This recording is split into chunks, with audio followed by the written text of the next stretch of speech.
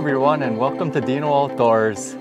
In this video, I'm going to show you how to upgrade your Ford F-150 factory radio to this Gen 5S 12.1 inch touchscreen T-style unit from LINKSWELL. I'll show you how to remove your factory radio, go over the wiring harness process, install the LINKSWELL 12.1 inch touchscreen, and go over some of the features that this new unit has to offer. So stick around.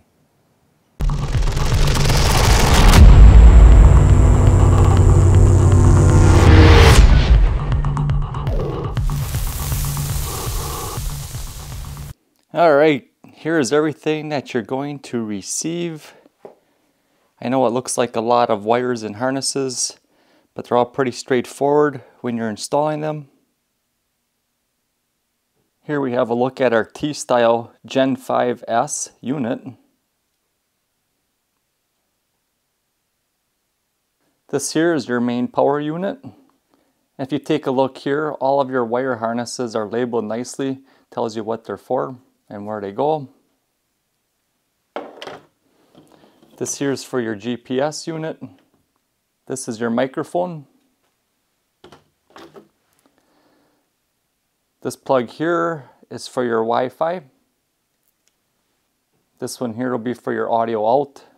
This is your cam inputs. And again, some of these wire harnesses will be different depending on your vehicle and year and make of your truck. This is your DVR cable. Here you have your auxiliary in. This is for your USB. Here's another USB harness. This is a output cable. And finally we have two harnesses here. This is for your reverse camera. Depending on which size plug harness you have, will determine which one of these you're going to use. Now let's get out to the truck and I'll show you guys how to get this installed. Alright, to start this project, you're going to need a cordless drill with a 7mm socket on the end and a couple trim removal tools here. The first thing you want to do before you begin working on your unit here is remove your negative from your battery terminal so we don't short something out. Then you're going to take your plastic trim removal tool and you're going to want to remove your upper speaker here.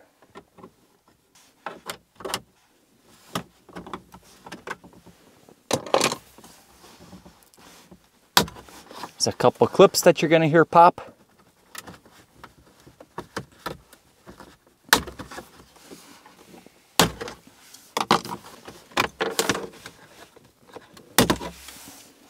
Set that off to the side. Now down inside here, there's going to be two 7mm bolts that you have to remove.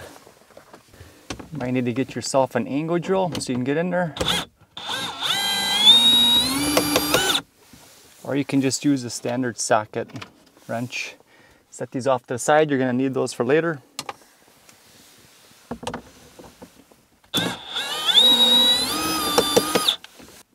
Now with those screws removed, you can lift up on this. And we're going to pop this trim piece loose right up here. There's two clips up in here as well.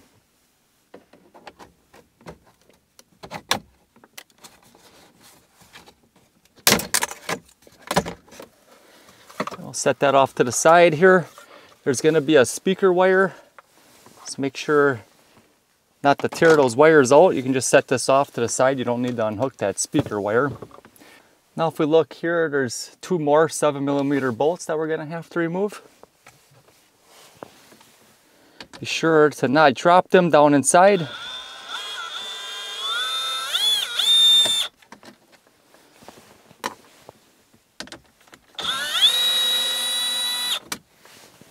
Now with those bolts removed, we can gently pull forward on this plastic trim piece and it should pop out.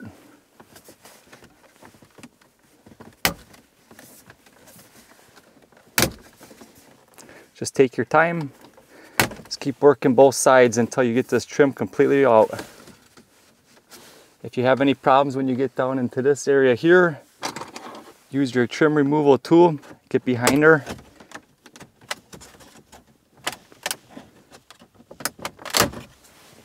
Everything will just pop out. Now with this piece free, we can go ahead and unplug all the wire harnesses. To remove these top wire plugs, there's this little tab that sits right here. And you just push down right on this piece here. You can see that'll push in on there. And that's how you release those tabs on top. For the bottom one here, it's going to be a little tab right here that you got to push in on right here, and that'll release that one. And then for this last one here, same thing, there's a little tab right here that you have to push.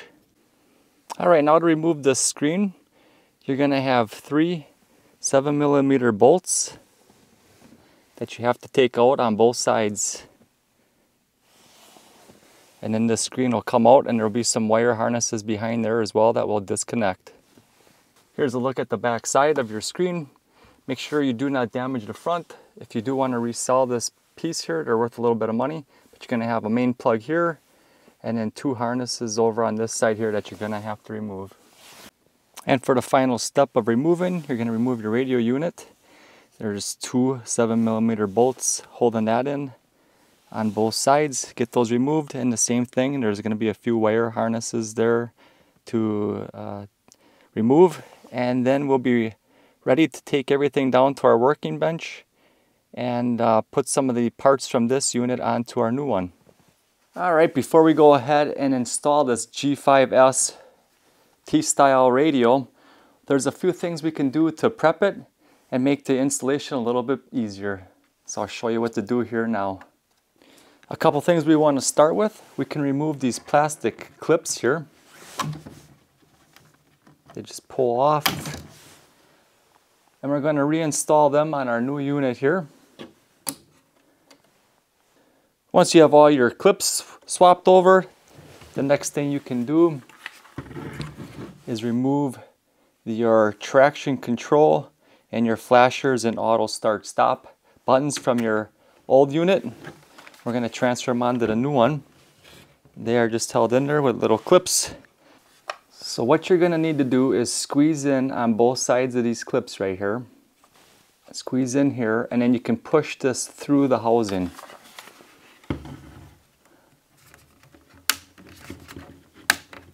And then it'll pop out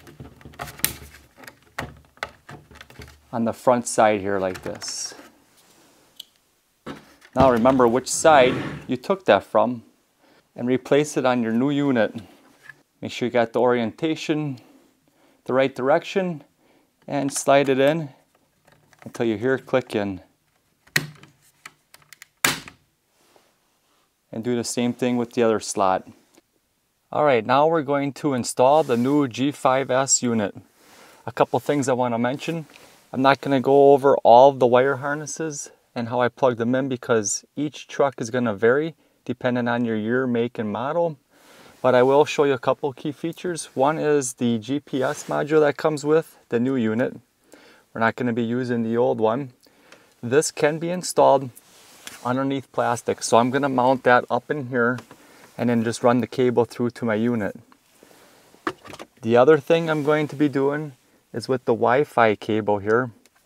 That too can be installed up underneath plastic, but no metal. The GPS and the Wi-Fi do have a 2-sided tape that you can peel back and stick in the place where you need it.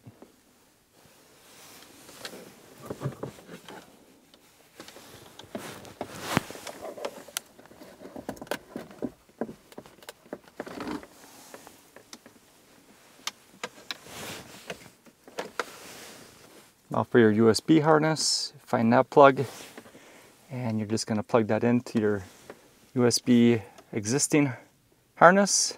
Make sure it's secured. And then this is going to plug into your new unit, and you're going to have a USB plug here that you can route somewhere out the bottom, or you can put it in your glove box, wherever you prefer. When you're ready to install your microphone, it does have a little clip here. You can hook it up to your visor or somewhere on the side of your A-pillar, and then run the wires down behind along the windshield if you want to. I'm going to probably hide it behind the trim and make it look like it was factory installed. determine which reverse cam plug you have. I actually have the larger one, so that can only go in one way. Just push it in till it clicks, and then snap it tight with the locking tab up on top here. Locate your main power harness, plug in the last of the plugs, and then we're ready to start connecting to the unit itself. Just find which ones they are. They can only go into individual ones. You can't get them messed up.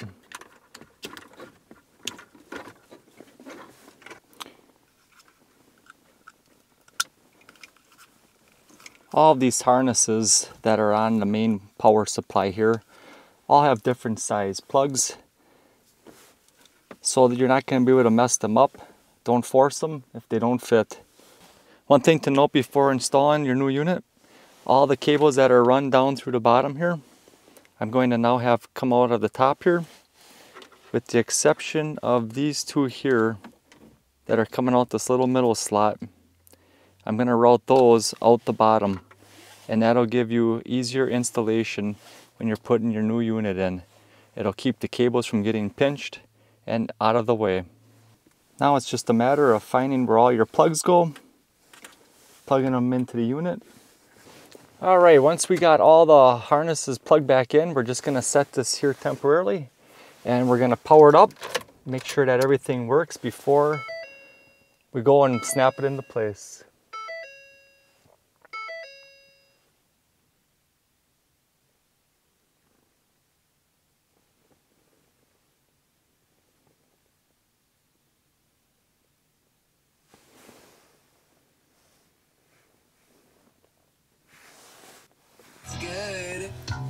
Oh yeah.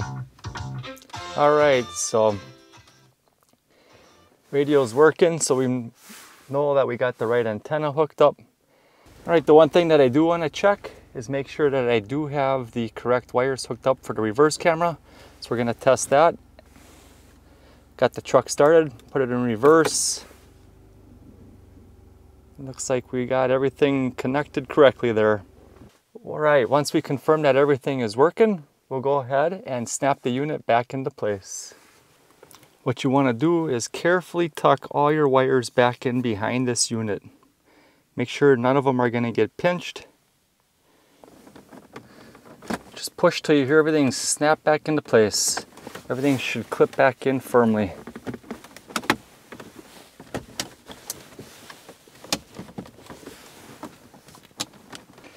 Once you got your unit securely snapped back into place, locate the 4 black 7mm bolts. You're going to use 2 of them for up on top of your unit here, and the other 2 will be for reinstalling your speaker. So get them installed. Final step, set your speaker back down into place. Make sure you don't have any wires pinched up there. Back snaps in, and then fasten it down with the last 2 7mm bolts, and then we'll put the cover over the top of the speaker. Alright, we got the unit installed. Let's power it up, go through a couple of the functions. It does take a few seconds to load.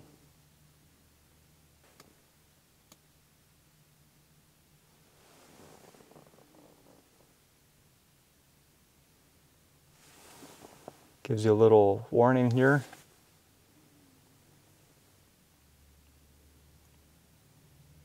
Go to your home screen. Everything on here is touchscreen.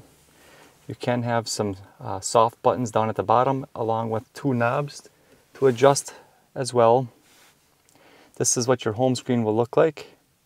By setting the date and time, you can just tap here, go through that and set it. Go home. Navigation. You have a navigation button down here, your radio button. You can play music. Here's where you're going to find your climate. Now your climate controls can also be controlled from this here. You can adjust it between Celsius or Fahrenheit, depending on what region you're in. Does have a Bluetooth capabilities for connecting to your phone, making phone calls, sending text. You have memos. Does have video. And here is where you can link your phone. I don't have my phone on me right now, so it's not going to find anything. A couple other features that you have in here. You can swipe this over. You have Chrome, Internet. Here's where you're going to find your Sirius XM. You have your settings menu here, where you can change the language, the time, a couple other things here. In the apps menu is where you're going to find the user's manual. You're going to go into apps, then you're going to find Foxit PDF, and then start. And now you got your user's manual built right into the screen here. You also have your EQ, file manager, and your camera. Side, front, and rear view. Underneath your apps, you're going to have some settings for picture quality, auxiliary, vehicle, lamp, seats. And then on this side here, you do have Netflix, a whole list of options here. This is an Android unit.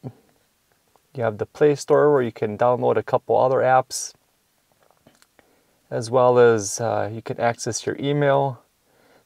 You are going to need a Wi-Fi connection to access a lot of these features on here though, so you can link your phone to it. Just a lot of really great features already preloaded on this 12.1-inch touchscreen T-style unit. This unit is Sirius XM ready, so if you have Sirius XM, you can connect it to this unit. Up at the top here, you can control the brightness of your screen. Does have the temperature readout, shows if there's an occupant or airbag situation. The clock. We'll go ahead and I'll start it up, and I'll show you what the rear camera looks like. Put it in reverse, the camera will automatically load, and it does give you an audible sound just like your factory backup camera does as well. Only thing different is it's going to come from the front speaker instead of from the rear speakers. When you press the climate button, you can power it on and off. With this button here, you can adjust the temperature. If you do have the dual climate, you can adjust each one individually. On the mode button down here, you press that and you can cycle through where you want the vents to blow, as well as the fan speed. You can touch down here with these soft buttons, or you can touch up here with the touch screen. There's a lot of great features packed into this unit already, and the fact that it has Sirius XM ready built into it is a bonus, because a lot of these units that you buy in the market today are not compatible with Sirius XM. Well, thanks for joining me today. I hope you guys enjoyed this video. I hope you found it informational and helpful in installing your next T-style radio unit. If you guys are interested in checking out this product, I'll have a link down in the description. If you guys have any questions, please feel free to leave those in the comment section. As always, thanks for watching, and remember to get outdoors with Deano.